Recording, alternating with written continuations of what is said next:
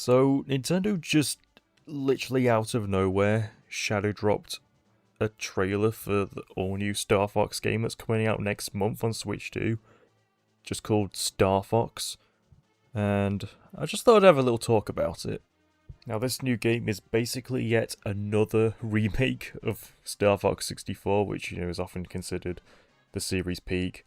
Also saw a remake on the 3DS back in 2011. And then Star Fox Zero came along, which they called a reimagining, but it kind of told the same story. And this is like the third time it's being remade, fourth even if you count the fact that Star Fox 64 was technically a reboot of the SNES original. And I don't know how to feel about it. I think a big reason why I'm feeling so conflicted right now is because I thought, at least I was under the impression that one of the main criticisms aimed at Star Fox Zero, besides, the divisive controls of the gamepad, was the fact that it was just telling the same story again and not really telling a new story and trying to drive the Star Fox series forward. But then on the other hand, like a whole new generation are being introduced to Star Fox because of Fox's appearance in the Super Mario Galaxy movie not too long ago. And there's going to be a lot of kids watching that movie, like wondering, oh, who the hell is that? And then they're probably going to get all curious about it. And then, Nintendo just announces an all new game starring him. And the fact that they even called it just Star Fox on its own with no, like, other subtitle or anything like that. It's almost like they're kind of rebooting it again and giving it another chance to maybe do well. So hopefully the target audience of this new game is for the sake of trying to attract new players. So that in the hopes that it does do well, a lot of us long-time players of the originals and the series up until this point can finally get something new, like afterwards. Because the thing is, even if they're still using the same sort of level layouts, the same general story structure, and some of the same boss fights as well, like I can't deny that visually it does look fantastic, like the environments look amazing. This is kind of like how I pictured a next-gen Star Fox to look. And it was something that we never really got for years. The character redesigns, I think initially I kind of looked at it and thought, oh, I don't know why they're trying to go down this more sort of hyper-realistic look. But at the same time, it does kind of remind me of some of the official artwork of the SNES game. So that's kind of nice. I'm sure they'll grow me eventually. Obviously, we've got the mouse controls as well, which is kind of obvious if they were going to ever do Star Fox on the Switch 2. Like, I remember in a previous video where I talked about the Sin and Punishment games, how I was kind of visualizing how that could work on the Switch 2, and I mentioned the mouse controls on that. I think just like any game that involves aiming in general, so that does kind of make me optimistic for maybe a new Kid Icarus at some point later on down the road where, you can use the mouse to aim in the flying segments of that. Who knows?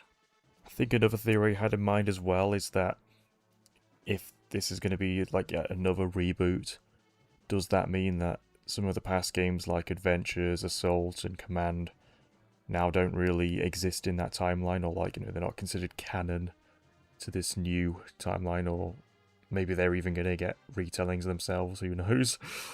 I think it's kind of like how in Pokemon, where I don't know if this was like confirmed or if it's just a theory, a game theory, but where, the remakes that feature Mega Evolution have a separate continuity from the originals that don't. So, like, Ruby, Sapphire, and Emerald exist in a different timeline to Omega Ruby and Alpha Sapphire because one has Mega Evolution while the other doesn't.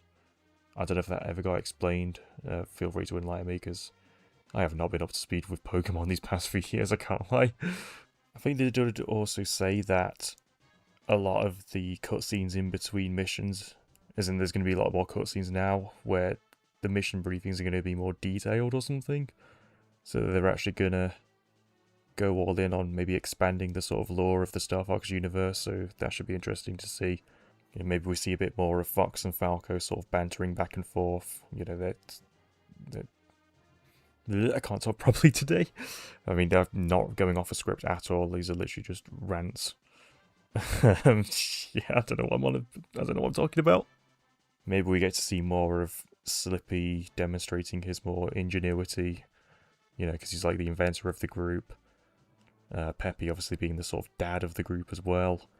We get to see more interactions like that, I imagine. So yeah, it should be interesting to sort of see more of this dynamic, because I do feel like that is like one area of the Star Fox series that's always had such untapped potential, and it is the character dynamics between them, like how all of their personalities are just so contrasting to the fact that, like, you know, even like a TV show idea could be spawned from it. Like, it kind of writes itself with like the banter that can go on with between the four. I think them showing more of the sort of James prologue as well, sort of showing what kind of actually happened there. It did make me kind of hopeful that will we get a playable segment of that. Because I know one of my ideas for a Star Fox game in the past has been like a prequel story with like James, Peppy, and Pigma, where you kind of see their dynamic. You see Pigma maybe sort of foreshadowing his eventual betrayal and things like that. Or maybe even times where they were genuinely friends.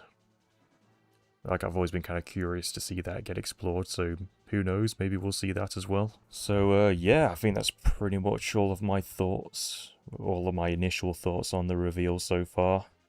As much as I'm not sure about them retelling Star Fox 64's story yet again, I do feel like it kind of makes sense, because a lot of us that have played it a lot, or played future games as well, that want them to move on, I feel like it's just a new game that follows on from 64 in an age where a lot of people haven't played a Star Fox game at all. It's probably going to risk alienating them, so let's not gatekeep. I'd say let these new people like catch up with the story so that we can then get something new in the future. On the condition that it does well, of course. It does feel like Nintendo were just telling that story again and again until it eventually works or something. But maybe this could be the time. This could be the one. Anyway, that just about does it for this video. I hope you've enjoyed it. Feel free to like and subscribe to my channel for more Nintendo content or just gaming coverage in general. A like and a subscribe, it goes a long way. I appreciate every single one of you that watch and comment. Let me know what you think as well. And yeah, I shall see you guys around for another video in the future. Bye-bye.